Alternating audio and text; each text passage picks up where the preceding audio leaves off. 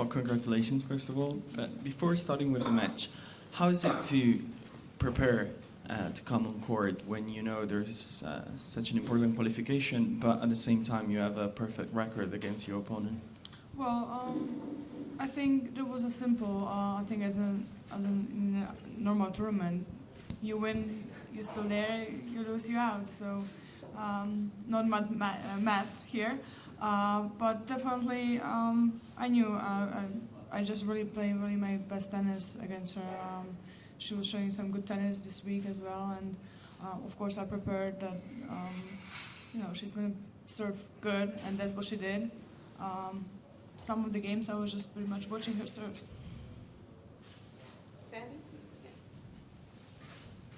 Obviously a top player yourself, but when you're going out against Angie and what she's achieved this year and everything, do you just go out there and say, well, the pressure's on her, I have nothing to lose in this match, or do you approach it differently? Well, I think here, of course, she's number one and she's going to finish number one, but I think every match is here 50-50, and it's just 8 of us, and of course it's the semi-finals, so I think everybody had the same chance. Of course, I think she probably have more pressure after whole season and being number one, but I think,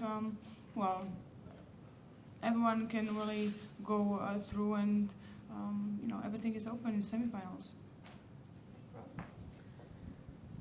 What do you think it is about your game that just frustrates Pliskova so? Well, I think it's better if you ask her, but I think I was just feeling very good when I'm playing her. I can really play my game and do my things that I wanted to do on court, and have a good rhythm. Of course, they're always tight matches, but sometimes, in the important moments, I always making my shots, and I have that good record. But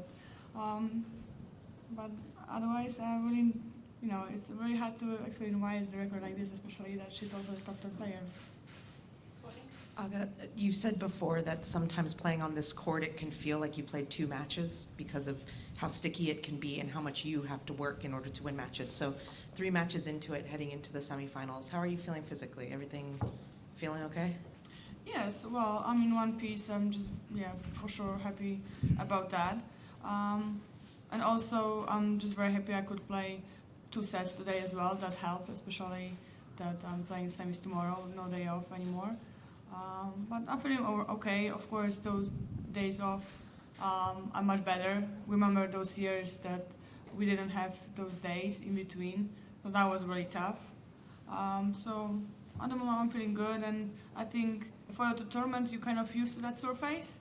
So your body's already so tight that it's kind of, already there, and we just run and kind of feel anything. You played Kerber just 3 weeks ago in Beijing and beat her pretty handily. Do you think that will have any bearing on tomorrow's match? Did I play her? Or was that a year ago? Sorry, I might have got it wrong. Yeah. 2015. Yes, exactly. Yeah. Apologies. I was playing Karol for 3 times, but not MG. Yeah, got that wrong. Yeah. Yes, well, we didn't play this year, so that's for sure something that is always exciting to play someone after a while, especially after a year like this that she had. So, well, just for sure good challenge for me, and well, I just hope I can keep it going, and I just expect good match tomorrow. You've known her a long time. Did you always think that she had world #1 player in her? Well, for sure, last year, yes. Definitely she was making her ranking a little bit slower, and she wasn't top 10 that fast. She was taking her time, but now she definitely deserves it. She was playing unbelievable this year on every surface, making so many finals in the big events. So for sure, now she's playing like a #1 player, and that's what she deserves. Aga, does it feel any different this year to be making the semis with a 2-1 record? It's so close to even 3-0 based on your match against Federer versus last year with 1-2. Is there a different mindset, or do you feel more confidence coming in? Just compare the two. Well, of course, it's better to win one more match, obviously, but on the other hand side, it doesn't really matter in the semifinals. I rather win 3 matches in the end than 3 in the first 3 matches. So, you know, but yeah, we'll see. Of course, it's always good to win matches in the group. But well, if in the semifinals, I think it doesn't really matter anymore. Such an experienced player and defending champion, of course. I mean, do you consider yourself a different player to last year? Well, I think every season gives you a lot of experience and a couple of good lessons as well after winning the tournament, but also after disappointing losses. So what lessons have you learned this year? Well, that I think making a really good decision in the right moments. I had a lot of tight matches that I should have won, and I think, you know, even when you on tour 10 years, it's still painful and it's still very disappointing. So even when you lose those matches against top 10 player, but of course every year is more experience, and I think every year I'm coming here, I think I'm more relaxed. So that is good. Okay, very serious question. How exactly did you get that cracker into your mouth in the video, the WTA thing? I did good, no? It was impressive. Yeah. And it was scary how good that was. So how did you do that? What was your game plan there?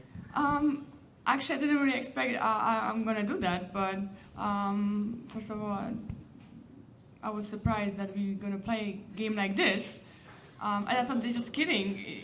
And then, well, everybody was doing it, but I guess, you know, a little bit of luck, but for sure not experiencing those. I was making this for the first time.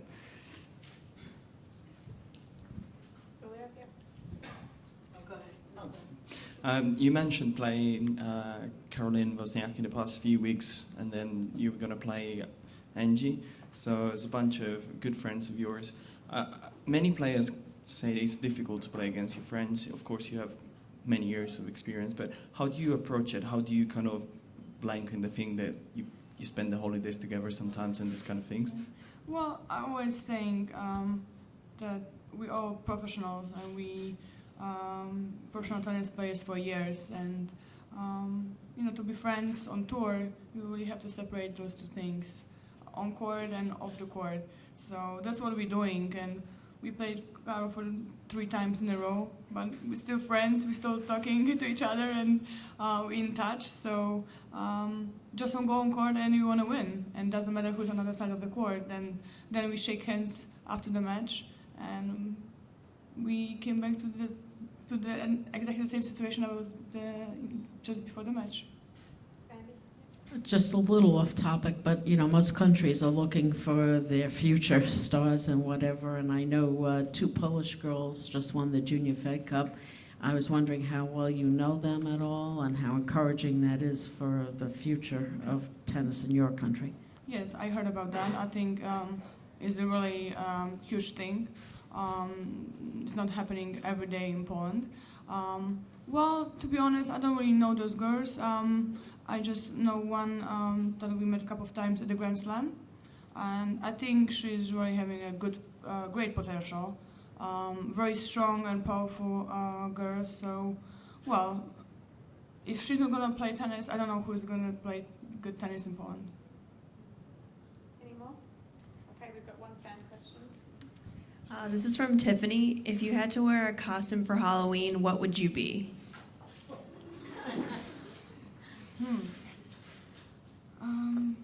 On Halloween, I'm always on court, so I never even dress. But, well, I think I'll have to have some suggestion for someone else what outfit I'm going to fit the best. So if I have to choose myself, I have no idea, really. I never wear anything like this. You didn't do that in Poland? Not really. It's not a big thing. I think it's more America. Yeah, we don't do that. Okay, thank you. Thank you. Missed out on all the fun.